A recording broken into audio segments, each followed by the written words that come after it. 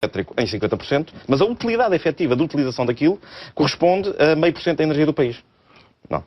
Portanto, é como utilizar o terceiro carro só no Carnaval. Mas isso em relação à eletricidade? Isso em relação à eletricidade. E essa eletricidade é produzida por que fontes? Hoje, em relação às barragens, não é? 4 grandes fontes de produção de eletricidade em Portugal e várias mais pequenas. As grandes são a energia hidroelétrica, que representa em média à volta de 20% da eletricidade produzida. Que é das barragens? Barragens, mas das barragens que já existem. Sim, já existem. As tais 170. Das quais são 67 centrais elétricas neste momento em funcionamento, se não me falha a memória. Depois, representam em média 20%, mas é muito variável, porque depende da chuva. Nos anos mais chuvosos, como foi o caso do ano que passou, produz um pouco mais, nos anos mais secos produz menos. Depois temos a energia eólica, tem vindo a crescer sistematicamente ao longo da última década, digamos, que neste momento já chegou a atingir quase 30% da produção da eletricidade. Depois cerca de 20% vem do carvão e o restante vem do gás natural. Portanto, estas são as grandes fontes de produção de eletricidade em Portugal. E depois há umas quantas fontes mais pequenas, a geotermia, a energia solar... É este gráfico que nós estamos a ver, não é? Qual é a mais limpa destas todas? Deixa-me perguntar-lhe a um ambientalista. Todas elas são necessárias, é importante que isso seja dito. Eu diria que neste momento, provavelmente a mais limpa destas grandes fontes será a eólica. E também podemos dizer que a energia hidroelétrica das barragens antigas é relativamente, pouco agressiva, no sentido em que a maior parte dessas barragens já são muito antigas e, portanto, os estragos que tinham para fazer já os fizeram. E, portanto, neste momento, essa energia é relativamente limpa. As mais problemáticas são o carvão, que é das fontes fósseis a mais poluente. E tem uma relevância importante. Ainda tem uma relevância importante, ainda representa quase 20% da produção de eletricidade. Eu posso dizer que a fonte mais agressiva de todas para o ambiente serão as novas barragens. Porque as novas barragens vão ser localizadas em sítios extremamente sensíveis. Vão destruir os nossos últimos rios. E, portanto, ao contrário, da propaganda oficial e da EDP, que diz que a energia hídrica é limpa, é verde, essas coisas, não é verdade. Uma grande albufeira destrói totalmente o vale onde se vai inserir. Portanto, o solo é totalmente destruído. Sim, e recria a paisagem. Recria a paisagem, os ecossistemas. Não, altera totalmente o ecossistema. Portanto, ecossistemas raros, que são os ecossistemas ribeirinhos, são totalmente destruídos. Portanto, lá fica um ecossistema muito mais pobre, que é um ecossistema de uma albufeira, que é muito mais pobre do que o ecossistema de um rio. Ainda por cima, nós já temos 170 grandes albufeiras e rios em estado natural temos muito poucos. Mas o que me acabou de dizer também foi que as barragens que já existiam, de alguma forma o ecossistema se readaptou e, portanto, até se tornam relativamente limpas. Não foi isso que eu disse. O que eu disse foi que os impactos que tinha que haver, já houve. E foram muitos. Em alguns casos, foram bastante significativos. Mas, neste momento, essas infraestruturas existem e, obviamente, devem ser rentabilizadas ao máximo. Aliás, eu tenho defendido, e como, aliás, o Governo também tem defendido e bem, o reforço de potência das barragens existentes. Aliás, há 6 projetos que já foram aprovados, 3 já estão em funcionamento, 2 em obra, um ainda não começou a obra. Exatamente para reforçar... tem a ver quê? Sobretudo com o equipamento que é utilizado. Exatamente. Usa-se a mesma barragem, instala-se, é como usar a mesma carroceria do carro e pôr lá um motor mais moderno, potente. Mais eficiente. E mais eficiente. Mais eficiente. É mais isso. E, portanto, o programa de reforço de potência das barragens já existentes é um bom programa, porque sem impactos adicionais e com custo relativamente modesto, permite ganhos muito significativos de eficiência e de produção de energia. Ou seja, em síntese, aquele gráfico que nós acabamos de mostrar e que foi elaborado aqui pelo engenheiro João Naus de Melo, isto significa que as necessidades de energia do país estão satisfeitas? Isto significa que nós vamos ter que evoluir para um sistema com menos poluição e menos emissões, por exemplo, de dióxido de carbono e de outros poluentes. Significa que temos de diminuir o carvão. O que é que nós vamos ter que aumentar? Ainda podemos aumentar alguma coisa a eólica. Vamos ter que aumentar outras fontes de energia, nomeadamente a solar. Podemos aproveitar muito mais a energia solar. Mas o custo de desenvolvimento disso não é também significativo? O desenvolvimento já está feito. Neste momento, o que nós temos é um custo de equipamento que ainda é relativamente alto, mas a energia solar tem 2 particularidades. Uma é que o fator limitante não é o recurso. Na água e no vento, na energia hídrica e energia eólica, o fator limitante é o recurso disponível, é quanto vento há e quanta água há. Já não há água para as novas barragens. Por isso é que elas têm uma produção tão pequena. Estão a ser feitas em rios, que são rios torrenciais, que têm alguma água no inverno, mas não têm água nenhuma no verão. Por cima estão numa região que é o Alto Douro, que tem um clima mediterrâneo. E, portanto, o sol não tem esse problema. Qual é que é o fator limitante no sol? É o preço do equipamento. E o preço do equipamento da energia solar, seja ela térmica ou fotovoltaica, tem vindo a decrescer rapidamente nos últimos anos. E, portanto, nós podemos esperar que dentro de poucos anos a energia fotovoltaica vai ser uma revolução na produção de energia elétrica no mundo inteiro. Isto não é específico de Portugal. Mas nós temos no Alentejo uma das maiores centrais fotovoltaicas. Na minha casa. Sim, certo. E essa é a grande vantagem. Isso será possível em larga escala quando o equipamento fotovoltaico for mais barato, ou um pouco mais barato do que é agora. Neste momento ele está no limiar da rentabilidade. É de esperar que nos próximos poucos anos ele se torne competitivo. E, portanto, o que nós podemos dizer é vamos ter que reduzir o consumo de combustíveis fósseis, vamos ter que aumentar o uso de energias renováveis. E não devemos fazer investimentos em energias caras e que têm impactos brutais, como é o caso destas novas barragens. Estavam aqui a mostrar um gráfico que eu penso que vale a pena talvez mostrar outra vez. Que é sobre as novas barragens. Sobre ele, que é qual é que é a relevância em termos, para ter uma imagem visual, de quanto é que representa, qual é a importância que têm as novas barragens na produção de energia do país. É isso, gráfico.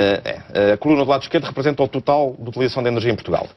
A coluna verde representa quanto é que podíamos poupar de forma economicamente eficiente. A coluna amarela representa a procura total de eletricidade. E a coluna azul, que está empolada, porque, enfim, quando isto foi processado aqui pelos vários serviços, aumentaram o tamanho daquela quase coluna. Não se via. Ela quase não se via, porque de facto quase não se vê. É 0,5% da energia do país. Podíamos talvez passar ao gráfico dos custos, para percebermos estas várias formas de produção de energia. Ou seja, o que está a dizer é que, do ponto de vista de produção de energia, as novas barragens são totalmente desnecessárias. Exatamente. É essa a palavra. Exato. Desnecessárias. Irrelevantes. Irrelevantes, exato. Irrelevantes e desnecessárias. Irrelevantes e desnecessárias. Foi por aí que começámos, não é? Foi por aí que começámos. Quanto custa cada uma destas formas de produção de eletricidade? Este gráfico mostra-nos qual é que é a forma mais barata de obter eletricidade neste momento. É muito simples, é poupá-la. Aquilo que os planeadores de energia chamam os negawatts. Em vez de megawatts, são os negawatts. Não consumir é muito mais barato do que produzir mais. Portanto, cada quilowatt-hora que eu poupo lá em casa por um frigorífico mais eficiente, ou que poupo na indústria porque instalei um equipamento mais eficiente, é mais barato do que uma unidade de eletricidade produzida em qualquer dos equipamentos que nós temos hoje em dia centralizados a produzir. Mas isso independentemente da fonte da energia elétrica. O que eu estou a dizer, e podemos olhar ali para o gráfico, aquela mancha amarela são as medidas de eficiência energética, têm custos na ordem dos 20 a 40 euros por megawatt-hora. O traço preto representa o custo de referência do sistema eletroprodutor nacional. E, portanto, como vemos, as medidas de eficiência energética são todas elas mais baratas do que produzir 1 kWh em média de eletricidade. E depois tem ali um traço horizontal. Depois tem ali várias outras Mas linhas. tem aquele traço horizontal. Tem dois traços horizontais. O vermelho é o preço que vai custar a eletricidade nas novas barragens. O azul é o preço da eletricidade no reforço de potência de barragens já existentes. Portanto, o reforço de potência de barragens existentes tem um custo comparável ao de medidas de eficiência energética. As novas barragens têm um custo muitíssimo mais alto. É um custo que é cerca do dobro da média do sistema atual. É a linha vermelha. 3 vezes mais, 3 a 4 vezes, é a linha vermelha. 3 a 4 vezes mais caro do que medidas de eficiência energética. Quer dizer, irrelevantes e caras. Irrelevantes e muito caras, não é caras, é muito caras. Portanto, cada quilowatt-hora vai ficar ao dobro do preço da média do sistema atual e 4 a 10 vezes mais caro do que medidas de eficiência energética. E isto vai ser pago pelos clientes das zonas abrangidas por essa barragem ou por toda a gente, uma vez que ele vai entrar na rede elétrica nacional? Isso vai ser pago por todos os consumidores, a menos daquilo que for parar ao déficit tarifário. Neste momento, o déficit tarifário, que ainda não está a ser pago, é uma dívida que o Estado reconheceu às empresas elétricas, segundo foi dito aqui há poucas semanas. Alberto Carvalho não tem seguido este programa. É que além de tudo isto ainda estamos a dever dinheiro. Estamos a dever 5 mil milhões de euros ou por aí. Estamos nós todos, o Estado, ou seja, nós. É uma das existências da Troika, de resto. Para além deste saque, ainda ficamos a dever dinheiro. Mas então deixa-me perguntar, essa questão do déficit tarifário, é verdade que há um déficit, porque há vários estudos que dizem que há um déficit. Estamos com certeza que há um déficit, então basta ler os relatórios da ERT, então, que vão sendo sempre atualizados para cima. Mas isso significa o quê? Que os portugueses pagam a energia a um preço mais baixo do que ela verdadeiramente custa? Exatamente. É isso mesmo. Nós estamos a pagar neste momento na fatura um preço mais baixo do que o custo que o Estado aceitou reconhecer às empresas elétricas. O problema está na maneira como o Estado aceitou reconhecer esse tempo às empresas elétricas. Isso é parte do problema. Outra parte do problema é que, desde sempre em Portugal, se apostou em produzir da forma mais cara possível, em vez de apostar na eficiência energética. Como eu disse, investir em eficiência energética tem um potencial de poupança na ordem, números redondos, 25% a 30% do total dos consumos e é 4 a 10 vezes mais barato do que fazer centrais novas. Nomeadamente novas barragens. A eólica é um pouco mais barata do que as novas barragens, mas mesmo assim é mais cara do que poupar a energia. Bom, e portanto, o que nós estamos aqui a assistir é o Estado a promover um sistema e a dar benesses, a dar vantagens às empresas que criam esse sistema, em detrimento da generalidade dos consumidores, dos contribuintes e das empresas portuguesas, para dar, enfim, para favorecer uns quantos. Não, é que isto, eu às vezes olho para isto e penso que há uma certa irracionalidade da minha parte. Não, é verdade. É que aquilo que se paga a essas eólicas foram tarifas fixadas há anos. E que estão garantidas. Sim, mas as novas já são mais baixas. Bom, também era melhor. Você queria que subissem mais. Bom, quer dizer, isto foi fixado por um governo qualquer, não sei, nem me interessa. Foi pelo Estado português. Quer dizer, a razia que o Estado português provocou neste país é uma coisa indescritível. Eu não tenho nenhum mandato para estar a defender a energia eólica ou os promotores das eólicas. Não, mas olha, deixa-me dizer-lhe uma coisa. Diferença, apesar de tudo. O meu amigo é também verde, não é? Se eu sou verde... É dos verdes. Não, depende da definição não, de verde. É que há aí um... Verde ambientalista. Eu sou professor de engenharia do ambiente e, portanto, sei do que é que estou a falar. Não, mas está bem. Segundo, sou ambientalista por vocação. Também já fui de eletrotecnia, mas agora já não sou. Mas é que eu vejo por aí uns projetos verdes. Eu fico aflito quando vejo uma verdice qualquer. Por exemplo. É coisa que nos vai custar dinheiro. Porque parece que o governo quer mais verde. Depende, há projetos que custam mais dinheiro, outros menos. Por exemplo, a eólica que era apresentada como um projeto verde, feitas as contas, pelo menos até agora, não é assim tão verde como isso, não é?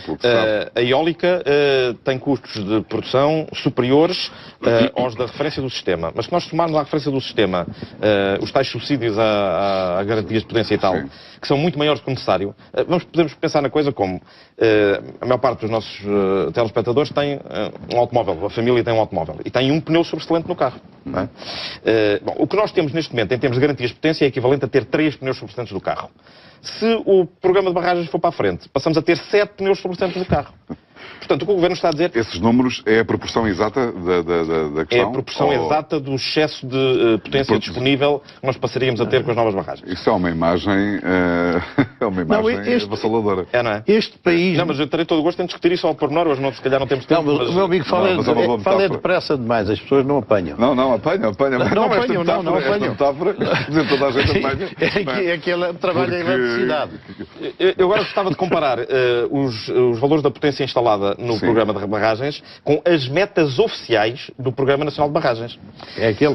Neste gráfico, este gráfico também está um pouco distorcido em relação a... Mas nós temos, assim, os nossos serviços gráficos têm que... Tem que caber naquela altura, não é? Pois é, por causa das proporções da televisão. Então, mas eu vou explicar. A azul está a potência instalada nas barragens antigas, portanto, nas barragens que existiam até 2007. A verde está a potência instalada nos reforços de potência. Dessas barragens? De 6 barragens, concretamente. Picote, Bem Posta, Alqueva, Venda Nova, Salamonde e futuramente Paradela.